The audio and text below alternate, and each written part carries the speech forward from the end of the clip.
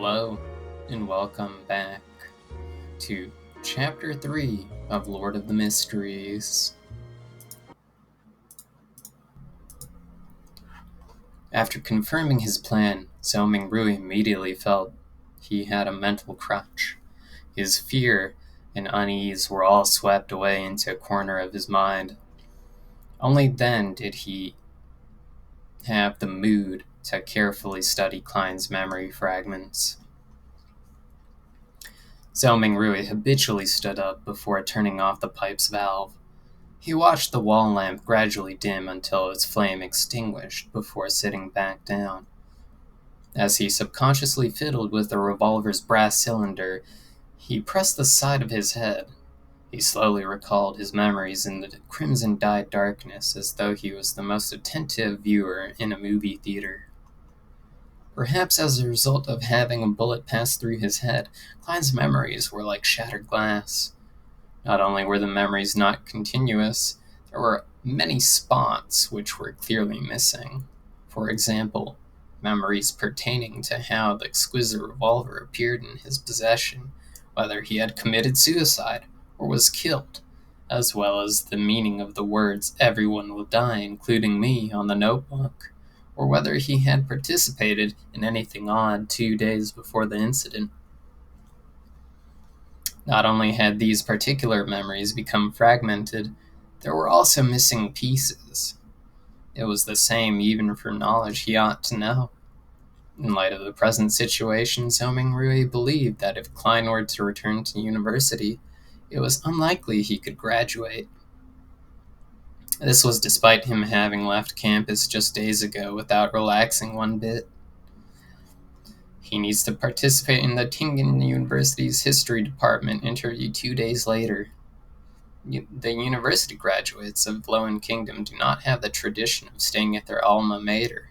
His mentor had given him a recommendation letter for Tingen University and Backlund University. Through the window, Xiao Mingrui silently observed the red moon setting in the west. The gradual sinking of the moon continued until faint light glowed from the east, dyeing the horizon golden. At that moment, there was a commotion inside the apartment. Soon the sound of footsteps approached his door.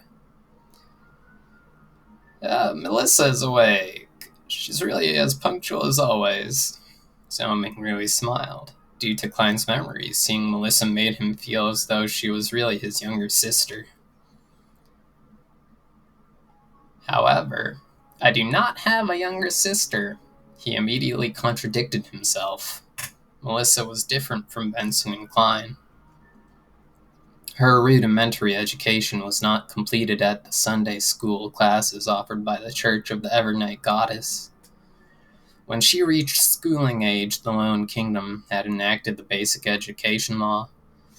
A primary and secondary education committee was established and was especially provided with funding, increasing the kingdom's investment into education.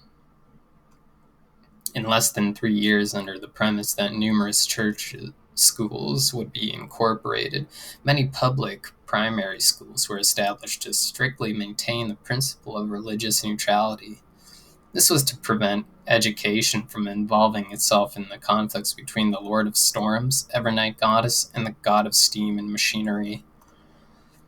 Compared to Sunday school, that only cost a copper penny a week, a public primary school's cost of 3 pence a week appeared rather expensive. However, the former only provided education every Sunday, whereas the latter provided 6 days of classes a week. In conclusion, the price was so low that it was almost free. Melissa was different from most girls. From a young age, she enjoyed things like gears, springs, and bearings. Her ambition was to be a steam mechanic. Having suffered from a lack of culture, Benson, who knew the importance of education, supported his sister's dreams, just like how he supported Klein's university education. After all, Tingen Technical School was only considered secondary education. There was no need for her to attend language school or a public school for more knowledge. In July last year, 15-year-old Melissa passed her entrance examinations and fulfilled her dreams of becoming a student at the Tingen Technical School's Steam and Machinery Department. As such, her weekly school fees raised to 9 pence. Meanwhile, Benson's company was affected by the situation in the southern continent. There was a drastic drop both in profit and business transactions. More than a third of the employees were retrenched. In order to keep his job and maintain their livelihood, Benson could only accept more arduous tasks. He had to work overtime more frequently or head to places with harsh environments. That was what he was occupied with the past few days. It wasn't that Klein didn't think of helping share his elder brother's burden, but being born a commoner and having been admitted into an average language school, he felt a strong sense of inadequacy when he enrolled into university. For example, as the origin of all languages in the northern continent, the ancient language of Phazak was something all the children of nobles and the wealthy class would learn from a young age. In contrast, he only made first contact with it in university. He faced many similar aspects during his schooling career. Klein nearly gave his all and often stayed up late into the night and woke up early before barely managing to catch up to the others, eventually allowing him to graduate with average results. Memories regarding his elder brother and younger sister remained active in Zoming Rui's mind until he turned the doorknob open.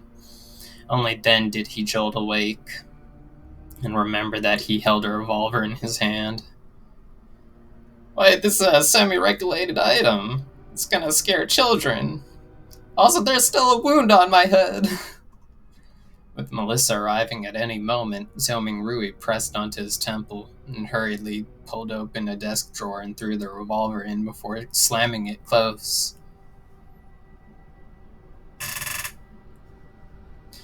What happened? Melissa looked over curiously when she heard the commotion. She was still in the prime of her youth, even though she didn't have much nutritious food to eat, making her face thin and slightly pale. Her skin remained lustrous as it exuded the vibes of a young girl.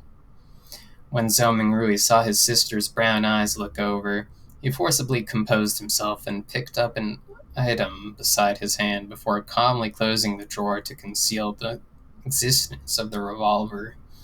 He placed his other hand on his temple, the texture confirming that his wound had already healed.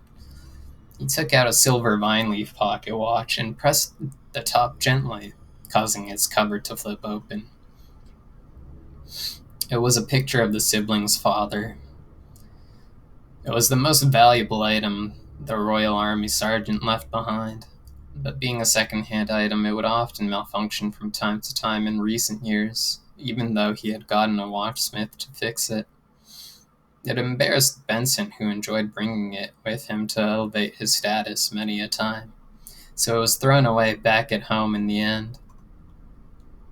It had to be said that perhaps Melissa did have talent in machinery. After grasping the principles behind the watch, she borrowed the tools from her technical school to fiddle with the pocket watch. Recently, she even claimed to have fixed it. Zoming Rui looked at the watch's open cover and saw that the second hand wasn't moving. Subconsciously, he twisted the top dial to wind the pocket watch.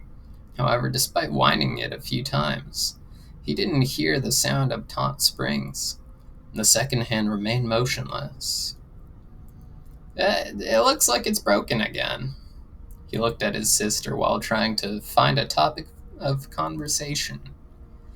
Melissa shot him an expressionless glance and briskly walked over to take the pocket watch away.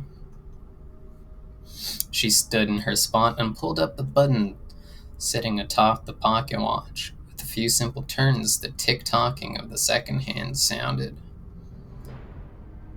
Isn't pulling the button up usually meant to adjust the time?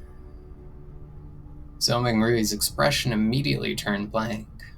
At that moment, a bell chimed from a faraway cathedral. It chimed 6 times, sounding distant and ethereal.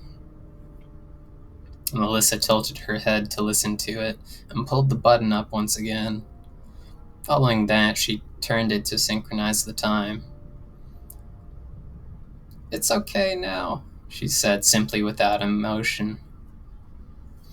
She then pressed the top button back and handed the pocket watch back to Zoming Rui. Zoming Rui returned a smile politely in embarrassment. Melissa gave her elder brother a piercing stare before turning to walk to the cupboard. She took her toiletries and towel before opening the door to leave. She headed to the public bathroom. Why did her expression have a look of disparagement and resignation?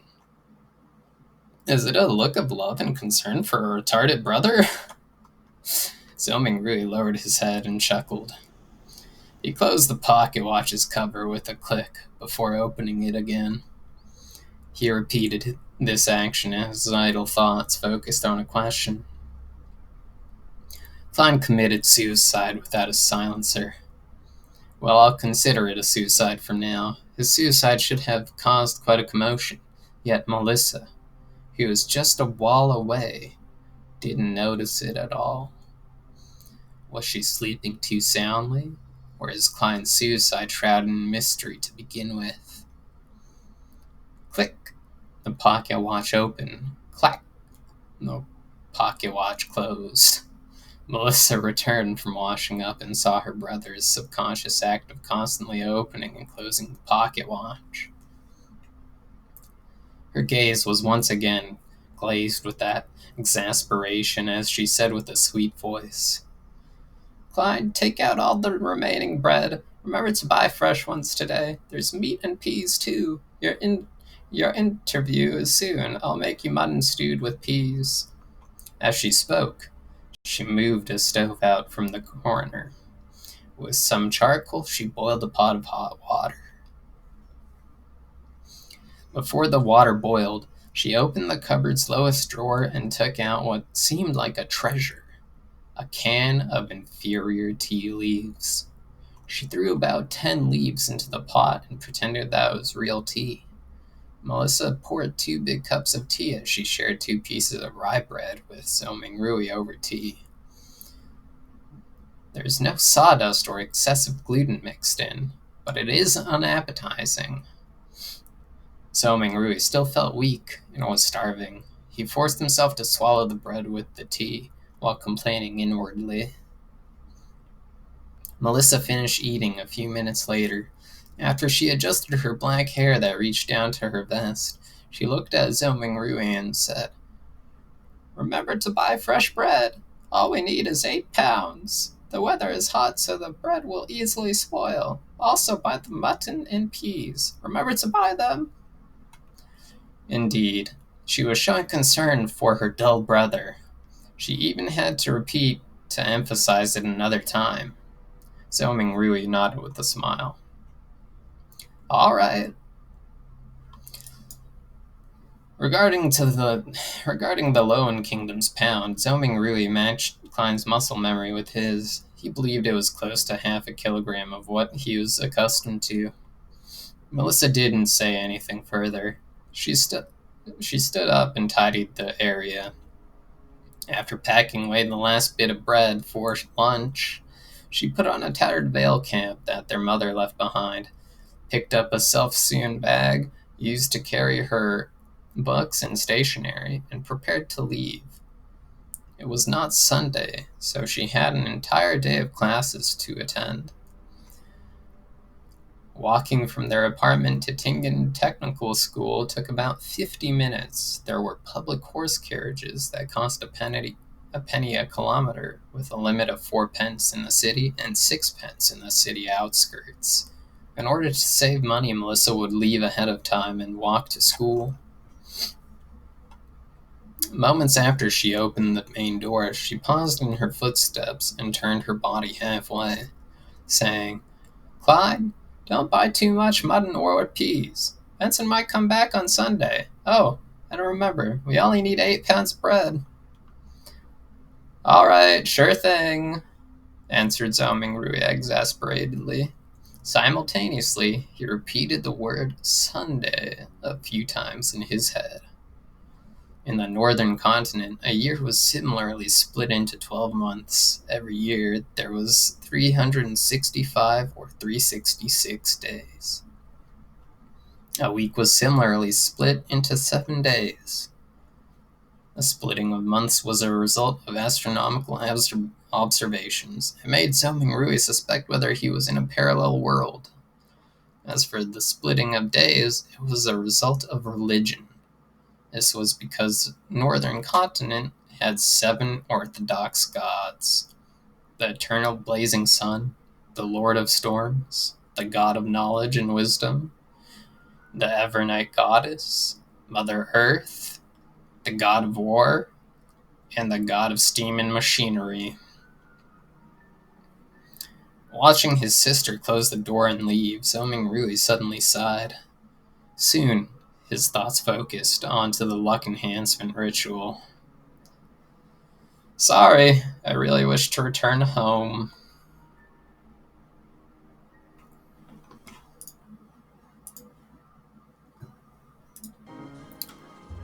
That's all, and thank you for listening to Chapter 3 of Lord of the Mysteries.